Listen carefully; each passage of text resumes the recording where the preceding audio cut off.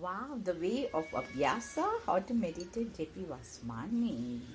Truly adorable. Practice silence every day. Nowhere can man find a purer or more untroubled retreat than in his own soul. Nowhere can man find a quieter or more untroubled retreat than in his own soul. Practice silence every day. We live in the world of deafening noises. Particles of noise cling to our souls. They need to be washed in the waters of silence. Silence cleanses, silence heals, silence strengthens. And silence reveals. Silence will bring you face to face with yourself. Who are you? Other people have told you many things about yourself. Some complimentary, some otherwise. But all that is not really you. You must not try to find who you are. Now, try to find who you are. This is the biggest challenge of life. You must discover yourself. This is not easy to do, but it can be done. Mullah Nasruddin was out in the street searching for something. What are you looking for? I have lost my keys. Where did you lose them? I lost them in the house. Then why is it that you're looking for them here? Because in the house it is dark. Out here it is so bright. We have looked for ourselves out here, but we will not be able to find ourselves until we look within, until we turn inside where it is dark. Every day, preferably at the same time, at the same place. For this is our daily appointment with our own selves, our true self, the real self, the supreme self. That, for want of a better word, we call God. Let us practice silence. Begin with 15 minutes, then gradually increase the period to at least an hour. At first, the practice may appear to be meaningless, a sheer waste of time, but if you persist in silence, you will become alive and the word of God will speak to you. You will realize that practicing silence is perhaps the most worthwhile activity of the day. In silence, let us pray, meditate, repeat the name of the divine, or do our spiritual thinking, engage ourselves in loving and intimate conversation with God. Prayer is not a complicated affair, it is a very simple matter. It is as simple as talking to a friend. Suppose your friend visited you. It would be natural for you to discuss with him your ambitions and aspirations, your plans and programs, your failures and frustrations, and to ask him to help you do likewise with God. God is our one true abiding friend, the friend of all friends, and God is available to us at all times. We do not have to go to a particular place to be able to contact him. God is everywhere. All we have to do is close our eyes, shut down the world, open the heart, cotton, and there.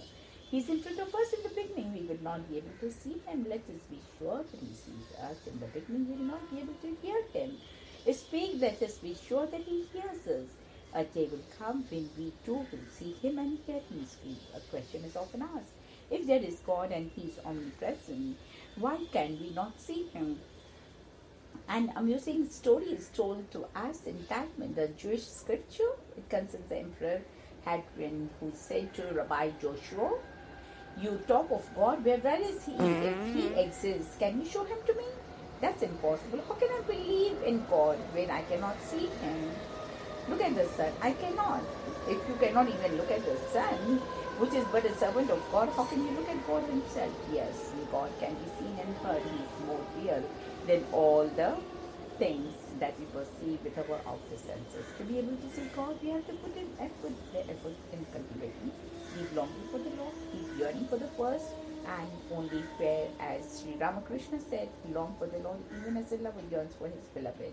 As a miser yearns for gold, as a child yearns for his mother, whom it has lost. Yearn for the Lord. Say to him with tear-touched eyes, "I need you, Lord, I need nothing else, neither pleasures nor possessions nor power, I need you and you alone."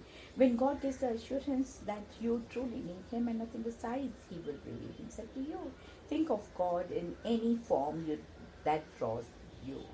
He is the formless one, but for the sake of his devotees, he has worn many forms and visited the earth plane again and again. Call him by any name that appeals to you. He is the nameless one, though the sages have called him by many names. Do not quarrel over the forms and the names. You stick to the one that draws you. Let others stick to the one that draws them. All forms and names ultimately lead to the one who is beyond form and formlessness. Oh, what a path! Men approach me, says the Lord. On that I go to meet them. For all the paths are mine, verily mine. You need to cultivate love and longing for the heart. And therefore, we pray again and again to develop the love for God. Of say prayers, if you will, but let your prayers emerge from the very depths of the love-filled heart. I love you, God. I want to love you more and more. I want to love you more than anything in the world. I want to love you to distraction, intoxication. Grant me your love and devotion to for your lotus feet. And so bless me that this world bewitching Maya may not lead me astray. And so bless me, bless Master, that I may be an instrument of your help and healing in this world of suffering and pain. When a prayer emerges out of the very depth of the love-filled heart, the eyes are touched with tears and the mind does not wander. So many, alas, pray with their lips, but their minds are distracted or holy. Mind driving a car met a beggar on his way. A beggar exclaimed, "If only I too become a holy man, a man of prayer, I would have a car." Prayer is not that easy. If you say, "Tu Thakur tu prayer das," with a concentrated mind, the car belongs to you. That is wonderful. Said the astonished baker, joining his hands and closing his eyes, he said the prayer loud. "Tu Thakur tu prayer das, ji apinda sabateri das." Suddenly his eyes opened and he asked, "Shall I have the garage along with the car? Elsewhere would I keep it?" It has been truly said that God does not consider arithmetic of our prayers, how many they are, or the rhetoric of our prayers, how elegant they are, or the music of our prayers, how melodious they are, or the logic of our prayers, how methodical they are, but the security of our prayer, how heartfelt they are. The idea is to count God, who is the source of health and happiness and success. Go to the source. If you wish to succeed in life, make God real to yourself in daily life. Do not let Him be far off, shadowy being. Make Him a partner in your daily activities, and you'll find miracles happen in your life. And be assured that there is no problem without that God and you cannot solve together. There is no situation with God and you cannot handle together. There is no problem with God and you cannot bear together. Saint Teresa wants to build an orphanage. She had only 3 shillings. She said to those who ridiculed her, "With 3 shillings, Teresa can do nothing. But with God and 3 shillings, there is nothing that Teresa cannot do." Wow. What is meditation? The word meditation is derived from the Latin root, which means to heal. We live in a world of allurements and entanglements. A sharp arrow, desire, craving, animal appetite, and passion and pride and merits, an anchor of hatred and great wounds of our souls, and again. Our souls bear the scars of many wounds. They need to be healed. Silence is a great healer. We must take a dip every day in the waters of silence if we wish to be healed and pleased and embedded and strengthened for the daily task of life. While many regard meditation as a difficult art, itself is so simple. Meditation is directing our attention to eternal things and keeping it there for a while. Within every one of us is a realm of peace, power, perfection. Through practice, we can at will enter this realm and contact God. When we do so, we become conscious of infinite power, a wondrous peace, and realize that everything is perfect and in its own place. To know that meditation is, we need to go within ourselves and in words of Sadhu Vaswani, sing deeper and deeper. No one else can do that for you. We need to do it ourselves. We need to silence the clamor of our unruly mind. We need to strip ourselves of all pride and passion, selfishness, sensuality, sluggishness of soul. We need to remove wheel after wheel until we reach the inmost depths of and touch the pure white flame. This first demands that we throw the dirt out of our mind. One is, as one thing taught in the great rishis of ancient India, therefore take care of your thoughts. The mind is like a clock that is constantly running down and must be wound up daily with good thoughts. Fill your mind with noble thoughts. The mind of many, I am afraid, are full of unwholesome thoughts and wrong ideas. It is such thoughts that do not let us live in healthy, happy, and successful life. Often we say scant attention to our thoughts. We say, after all, it was but a thought. But we must never forget that thoughts are things, thoughts are forces, thoughts are building blocks of life. With thoughts, we are building the edifice of our life, building our own future. People blend their stars, their destiny. Men heap together the mistakes of their lives and create a monster they call destiny. Destiny is not a matter of chance, it's a matter of choice. We are building our own destiny every day with the thoughts that we think. A thought, if it is constantly held in the mind, will drive us to action, and action that is repeated creates a habit. It is our habits that form our character, and it is character that determines our destiny. So if we wish to change our destiny, we must begin by changing the pattern of overthinking.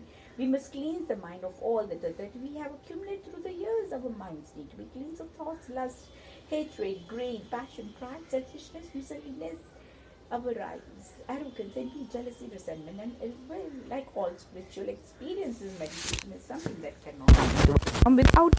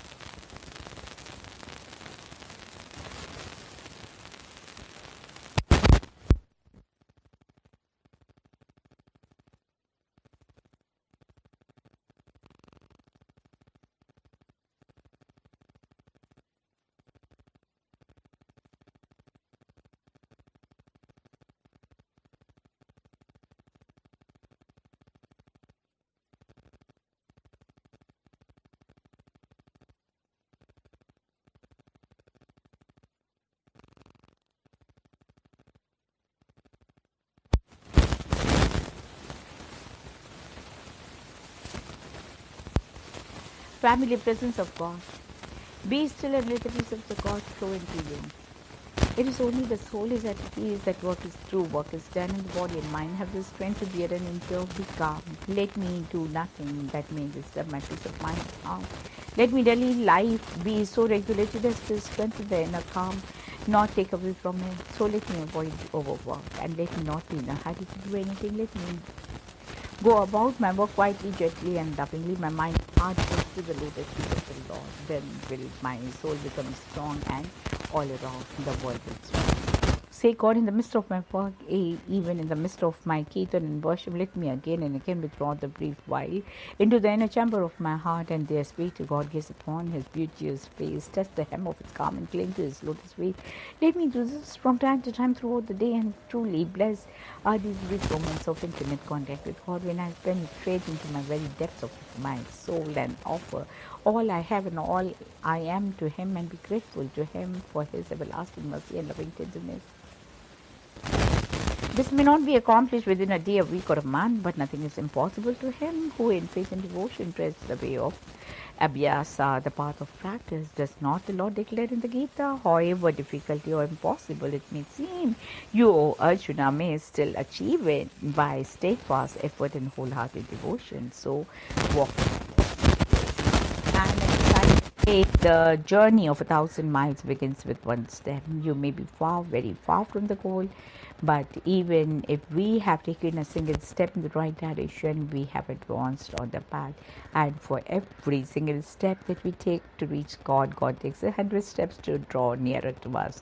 For while we think we are seeking God, in reality it is God who's in search.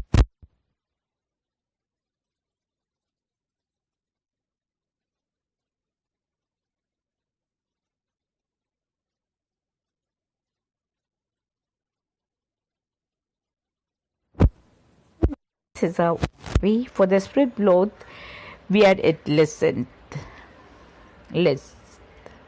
The one who treads the path of meditation becomes a pilgrim of the spirit, always on the move, always eager to sink deeper and deeper within himself until he loses himself in the pure white light. The following, therefore, are only a few practical suggestions. Select a silent corner of a silent chamber where you can spend time every day without being disturbed.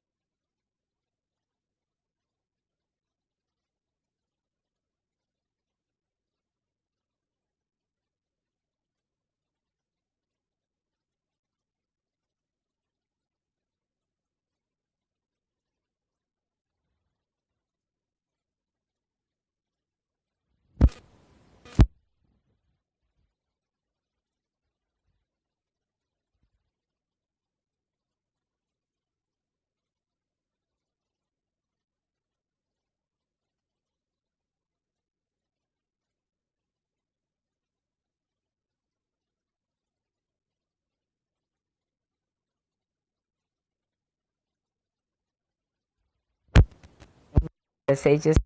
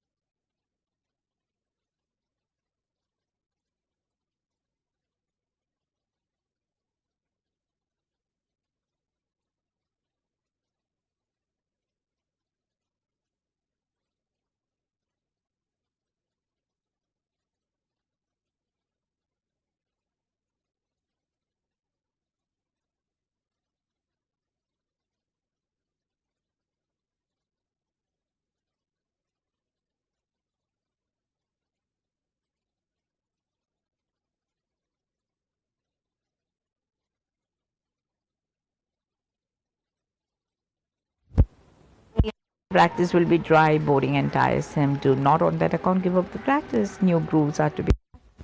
Through the process of many births, the mind has acquired the habit of wandering, and it will take some time for this wandering to cease. With regular practice, you will arrive at a stage where you will be filled with indescribable joy and happiness. This is known as the bliss of concentration.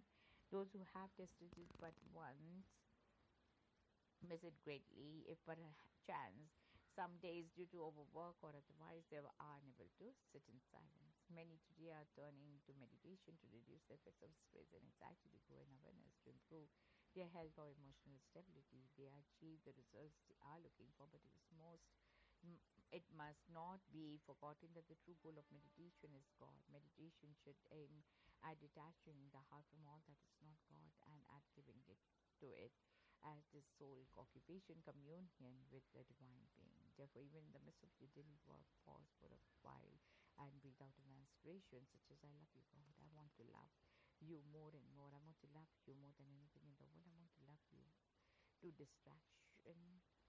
Grant me pure love and devotion for your lotus feet, and so bless me that the world bewitching Maya may not lead me to astray, and make me blessed master, an instrument of thy help and healing in this world of suffering and pain. Where there's love, meditation becomes easy and natural. Relax, relax, relax. Meditation begins with relaxation. Most of the time we are tense without realizing it. Even when we go to sleep, our body, mind are not relaxed. We carry the tension of the day with us and we do not have the restful sleep. We wake up with the next morning feeling of uh, languor and fatigue.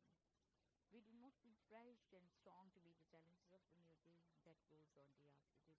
The tension keeps on accumulating until it manifests itself in physical illness or so many diseases of the present day: heart attack, high blood pressure, nervous breakdown, migraine, asthma are due to the building up of tension. It has been rightly said that people do not die of disease, they die of internal combustion. The demands of for tranquilizers increase day after by day. What is needed is to relax if possible twice.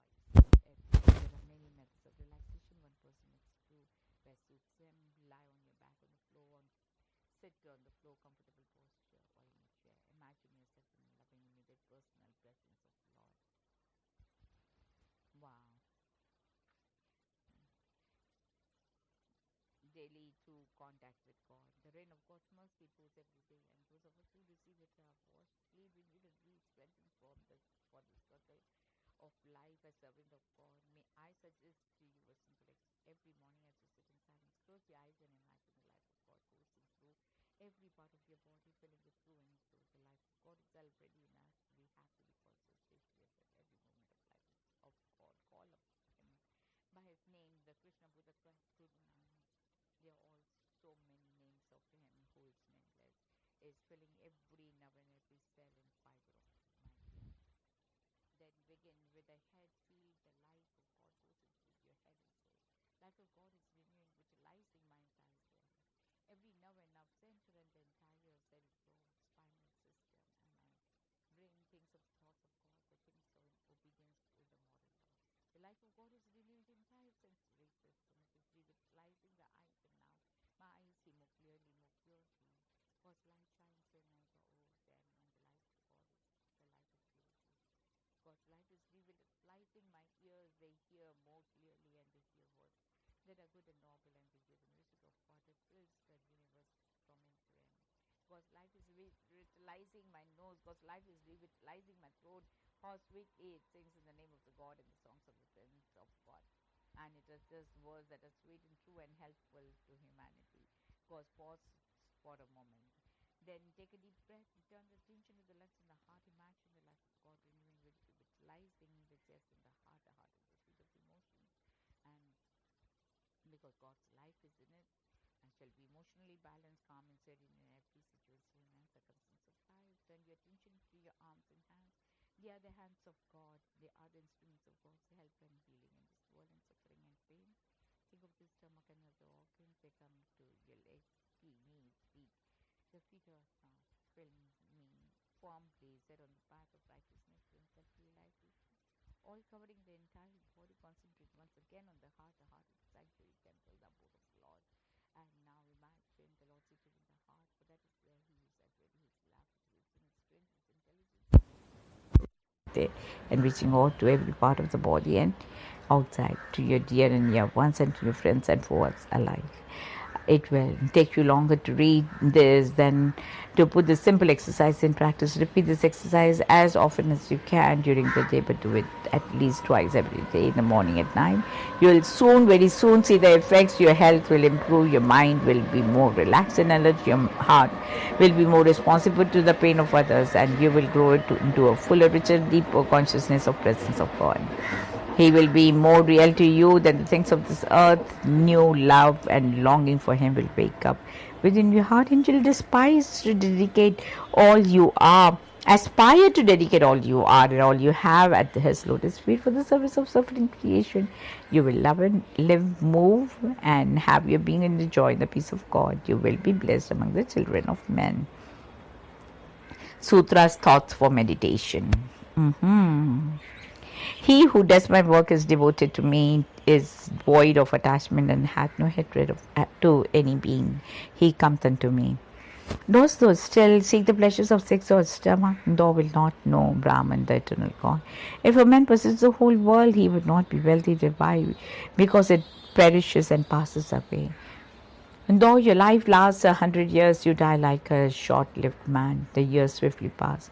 With coarse food to eat, water to drink, and a bent arm for a pillow, happiness may still be found. By in this world like a traveler or like a passer on, and reckon yourself as of the dead.